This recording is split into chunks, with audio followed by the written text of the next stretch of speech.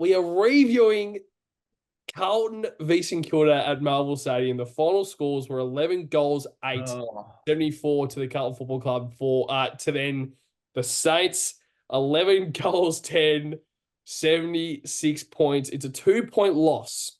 So you kind of look at that and you can kind of hear in our voices, we're a little bit happy.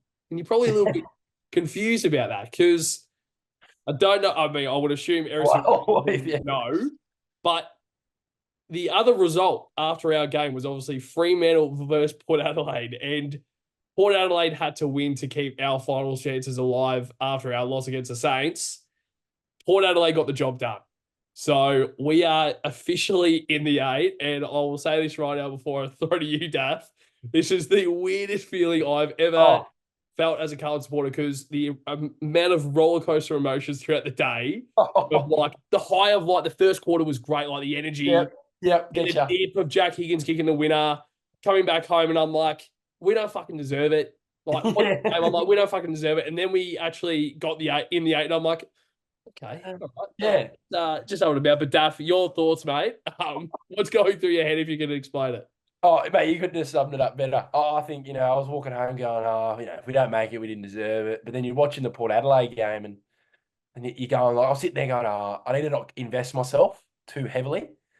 And then it started to get creeping down to the last quarter in that game. And I reckon I was almost on the Port Adelaide website getting a 3-game membership the way they were playing. But yeah, it's a weird feeling. Like we said before we filmed, it's going to be obviously the title is going to be the review of the Saints Blues game. But I just think the roller coaster of whatever happened today in the last 8 hours has just hit us. And it's almost like, of course, it was disappointing today, and I was heartbroken, absolutely heartbroken at the footy. I was speechless. It was a bit 2022 esque, but it was almost. I had tears that day in 2022, but today I was like, we've had that much pain that it's almost got to me going, oh, you know what I mean? It's like that. It's happened again. It's happened again. But when was the last time we had a bit of footy god's luck? Really? Really? This year we haven't. Injuries,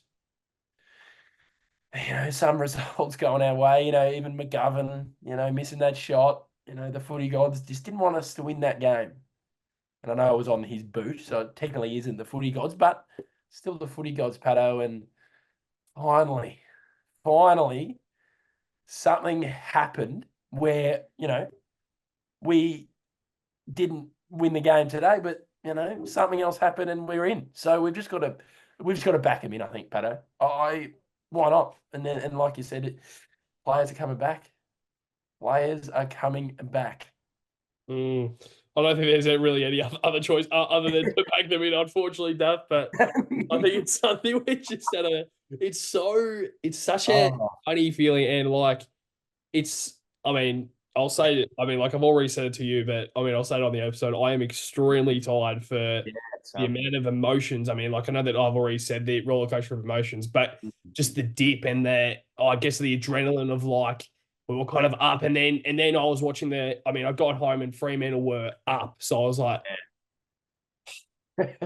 and then Port Adelaide, I was like, okay, and it just once again, it was like a bloody seesaw of emotion.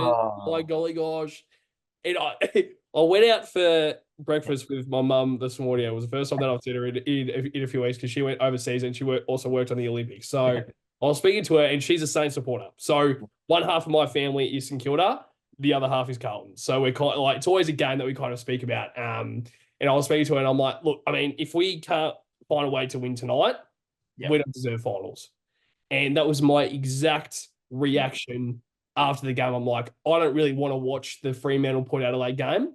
But then I'm thinking the exact same thing that like there has to be some sort of reason why we have made the 8. Yes. And I'm not saying anything in particular, Duffy boy, but the season is so even. Yes. And if you remember saying in round 15, round 16, and I'll stand by it to this day, our best football is the best football in the competition, Yes. without a doubt, in my opinion. Without Yep. a doubt. There's people that will disagree 100%, but our best is Yep. the best in season 2024, in my opinion. Yep. I'll just go through some names, Steph, that are expected to potentially be back for the elimination final. So we do want to try and touch on the game just a little bit, but I think for the supporters, for the viewers, and obviously the people that are into Carlton right now, and obviously are watching the AFL, we're not going to touch on the game today as much as we usually would in a review, just because, as you've said so many times, the team lineup today was BFL team, and it kind of reached the limit of what that kind of group could really go. Is that what you would say as well? I think you're spot on. I think it's happened a few weeks. Like, I think, I'm not saying the last 2 months are because of injuries, but fuck, Pato. They don't help. And I said with the footy gods have been not on our side with the injuries. You got TDK out, you got 2 key forwards out. And like even before Harry and Charlie out, we just always had guys in and out, didn't we? It was always in, out, in, out, in, out. Oh, McGovern's out, someone else is in, and then he comes in. It was just the continuity is so important in football. And I know we're not going to have continuity with 100 names coming back into this side. Well, who knows who comes into the side? The selection's going to be weird, but it's like you said, it's this feeling of it ain't over. It ain't over till it's over, and this top 8 are beatable. This top 8's beatable. It's the most open season. So if you're going to pick a year to not win outside the top 4, it's probably this year. I know it's even, so maybe it makes it harder because each team can be really good.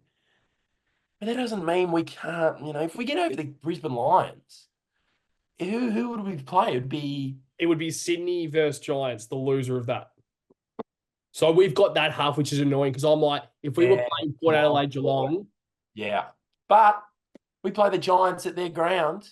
We were 45 points up on them, Pato, at that ground, and lost the game. But it's a great season. Let's be real. This season has been fantastic. I think people talk about the season being so close. It's so close because I don't think there's an outlier that's been the best team all year.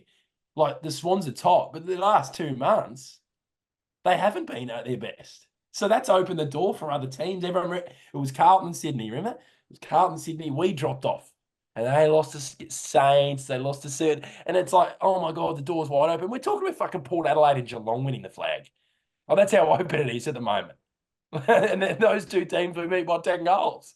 So you just got to be in it to win it. And I'm just thankful and I'm happy for those players. I know today everyone's going to be talking about, we choked in the last minute, blah, blah, blah. They left it all out there.